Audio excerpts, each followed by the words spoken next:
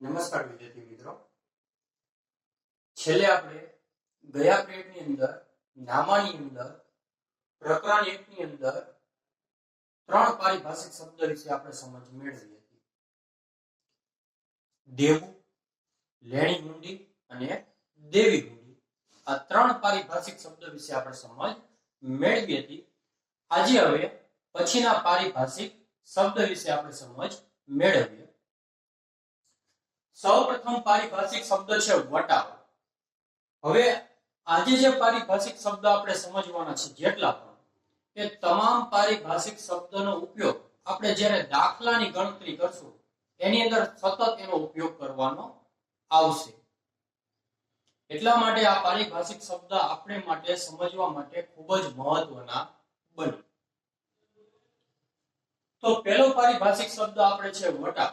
વટાવ એટલે શું? તો ખરીદ વેચાણની કુલ રકમમાંથી જેટલી રકમ ઓછી ચૂકવવામાં આવે કે મળે તો તે રકમને શું કહેવાય? વટાવ. હવે વટાવ એટલે શું? તો પહેલા એ સમજો કે વટાવ એટલે આપણે અંગ્રેજીની અંદર આપણે એમ કહીએ છે ડિસ્કાઉન્ટ. આપણે કોઈક વસ્તુની ખરીદી કરવા બજારમાં ગયા હોય એટલે આપણે એમ કહીએ કે આની પર કેટલું ડિસ્કાઉન્ટ તમે આપશો અમને. ચોપડાની ખરીદી, બુકની ખરીદી કરવા જાવી તો આપણને જે બુક સ્ટોર વાળા હોય એમ કે તમે 10% અમે ડિસ્કાઉન્ટ આપશો.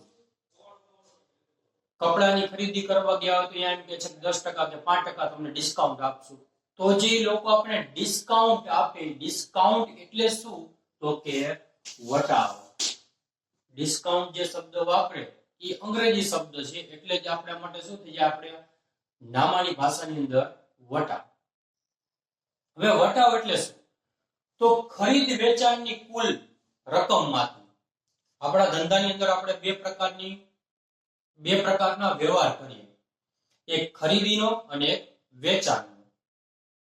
તો આ જે વ્યવહાર કરશું એની અંદર આપણે ખરીદીની રકમ અને વેચાણની રકમ, એ કુલ રકમ આપણને મળે. ખરીદીની કુલ રકમ મળશે અને વેચાણની પણ કુલ રકમ અમુક મળશે. આ કુલ રકમમાંથી ઘણીવાર એવું બને કે આપણને અમુક રકમ ઓછી મળે.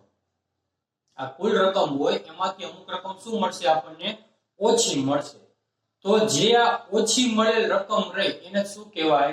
વટાવ કહેવાય. દાખલા તરીકે ઉદાહરણ લેવું હોય તો આપણે 10,000 રૂપિયાના માલની ખરીદી કરી. હવે આ ખરીદી સમય આપણને જે તે વેપારી દ્વારા એવું કહેવામાં આવ્યું કે અમે તમને 10% વટાવ આપશું. તો 10,000 રૂપિયાના માલની ખરીદી કરી. 10,000 રૂપિયાના માલ ઉપર આપણે કેટલા ટકા વટાવ કીધો? એને 10%. તો 10,000 ના 10% એટલે 1,000 રૂપિયા થાય. તો હવે આપણે એને કેટલી રકમ ચૂકવવી પડશે? તો આપણે એને 9,000 જ ચૂકવવાના થશે. કારણ કે 10% આપણને શું આપ્યો છે? વટાવ. અને 10,000 ની કુલ ખરીદીની રકમ છે. તો આ જે આપણને 1,000 રૂપિયા આપણે એને ઓછા ચૂકવવા પડાય, 1,000 રૂપિયા જ આપણા માટે શું થઈ જશે? વટાવ. અને એના માટે પણ વટાવ જ ગણાય. હવે આ વટાવ છે એના બે પ્રકાર પડે. આપણે નામાની અંદર વટાવના બે પ્રકાર પાડવામાં આવે. પહેલો પ્રકાર આવશે વેપારી વટાવ. પહેલો પ્રકાર વેપારી વટાવ. વેપારી વટાવ એટલે શું? વેપારી દ્વારા વેચાણના સમયે કુલ રકમમાંથી અમુક રકમ બાદ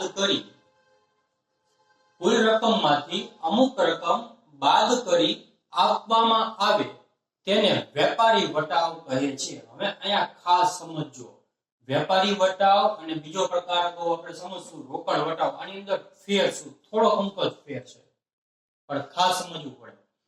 વેપારી વટાવ છે ને એ ક્યારે આપણને મળે?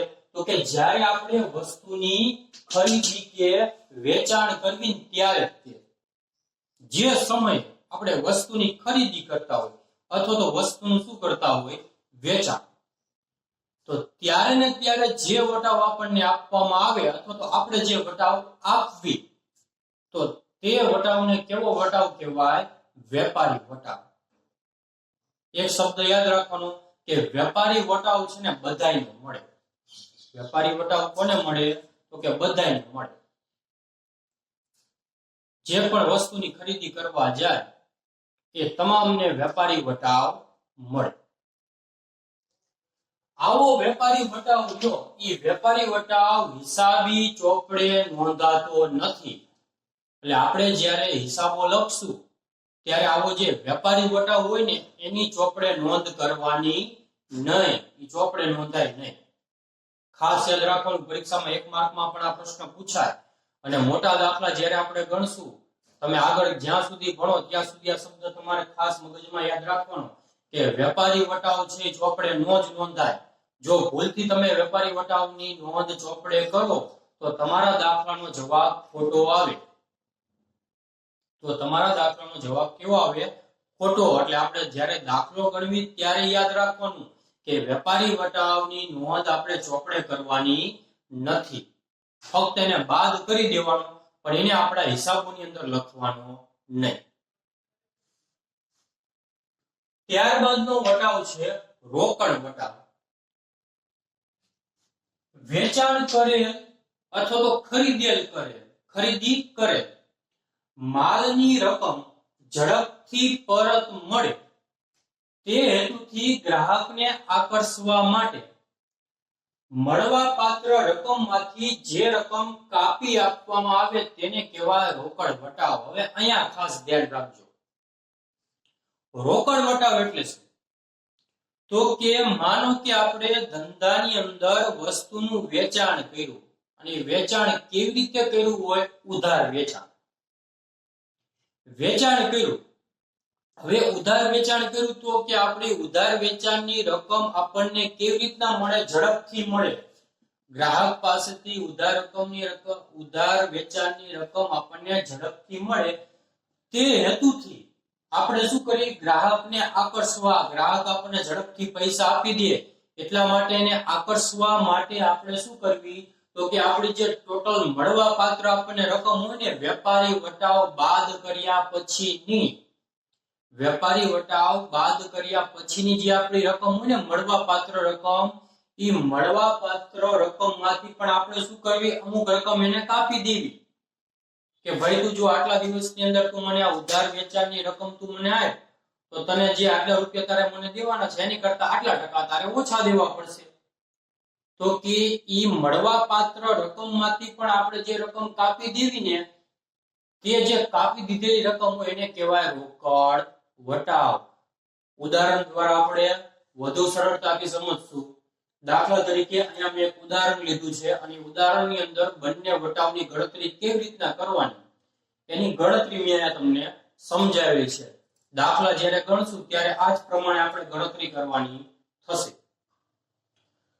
તો ઉદાહરણ આપ્યું છે કે ₹10,000 નો માલની ખરીદી કરી, 10,000 ના માલનું વેચાણ ખરીદી કરતા વેચાણ રાખ્યું.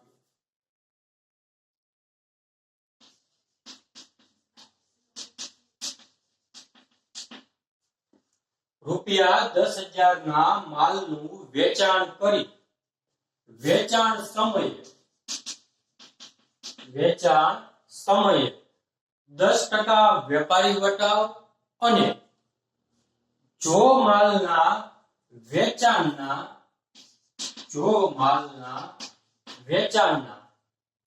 એટલે જે દિવસે વસ્તુ વેચી હોય એ માલના વેચાણના દિવસ પછી 10 દિવસની અંદર જો આ મળવા પાત્ર રકમ ચૂકવવામાં આવે તો વધારાનો 5% રોકડ વટાવ આપવામાં આવશે. તો આવી રીતના આપણે એક દાખલો આપ્યો છે. હવે એની આપણે ગણતરી કરીએ. તો પહેલા તો આપણે જ્યારે આવી રીતના ગણતરી કરીએ ત્યારે આપણે કુલ ખરીદી અથવા તો કુલ વેચાણ એની રકમ આપણે ગોતવી પડે. તો આ દાખલામાં ચોખ્ખું કીધું કે કેટલા રૂપિયાનું વેચાણ કર્યું છે, તો કુલ આપણે વેચાણની રકમ કેટલી છે? ₹10,000. એમાંથી હંમેશાની માટે યાદ રાખવાનું ક્રમ કે સૌપ્રથમ હંમેશા વેપારી વટાવ બાદ થાય અને ત્યારબાદ કયો વટાવ થાય? બાદ થાય રોકડ વટાવ. હંમેશાની માટે પેલા કયો વટાવ બાદ કરવાનો? વેપારી વટાવ, અને પછી જ કયો વટાવ બાદ કરવાનો? તો કે રોકડ વટાવ. તો કુલ વેચાણ 10,000, એમાંથી આપણને વેપારી વટાવ કેટલો કીધો? 10%. તો માઇનસ કીધું, માઇનસ કર્યું આપણે વેપારી વટાવ 10%. કોના 10% કરવાના? 10,000 રૂપિયાના. તો 10,000 રૂપિયાના 10% કરવી એટલે આપણને મળશે 1,000 રૂપિયા. 10,000 ની કુલ વેચાણ હતું, એમાંથી 1,000 આપણે વટાવ એને આપી દીધો. તો હવે આપણે એની પાસે કેટલી રકમ લેવાની રહેશે? 9,000 રૂપિયા. પણ એ 9,000 માનો કે અત્યારે આપણને ચૂકવતો નથી, અથવા તો અત્યારે જ આપણને ચૂકવી દે. કેટલા સમયની અંદર? 10 દિવસમાં આપણને ચૂકવી દે. આપણે એને કેટલો સમય આપ્યો છે? 10 દિવસ.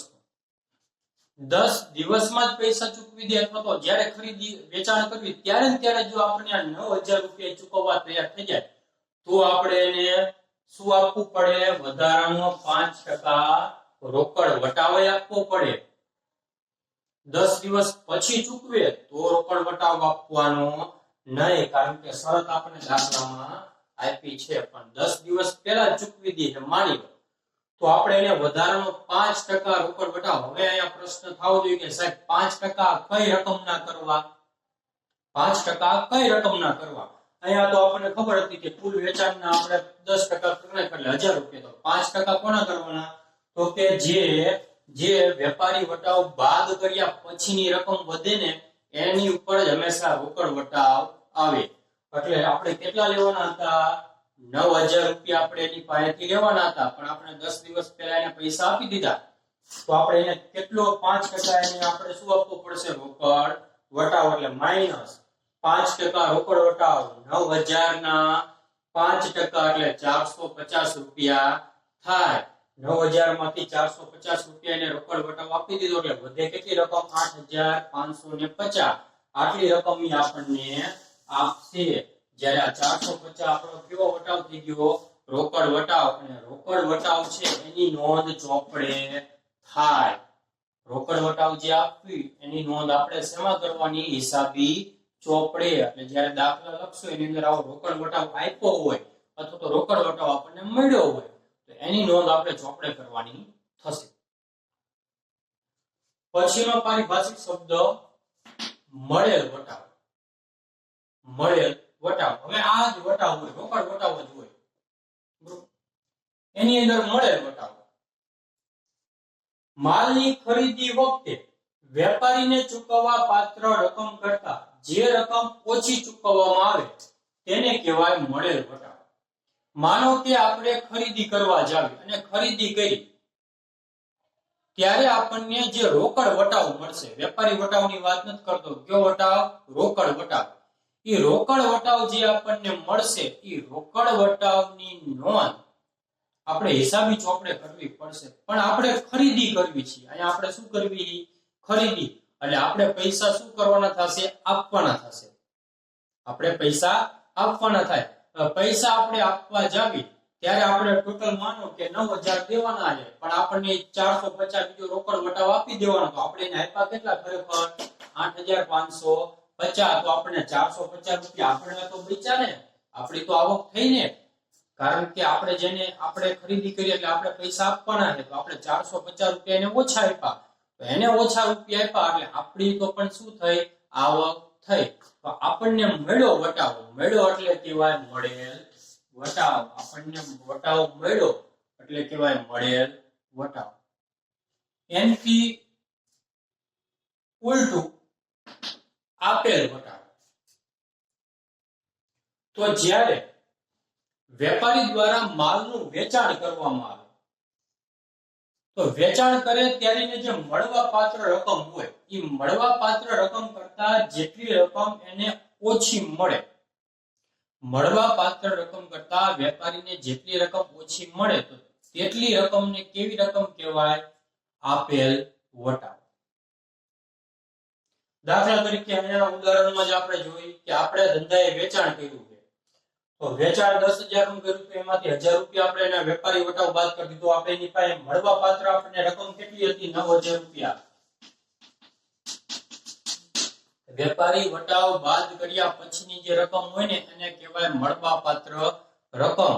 તો મળવા પાત્ર રકમ આપણને કેટલી હતી? 9,000 રૂપિયા.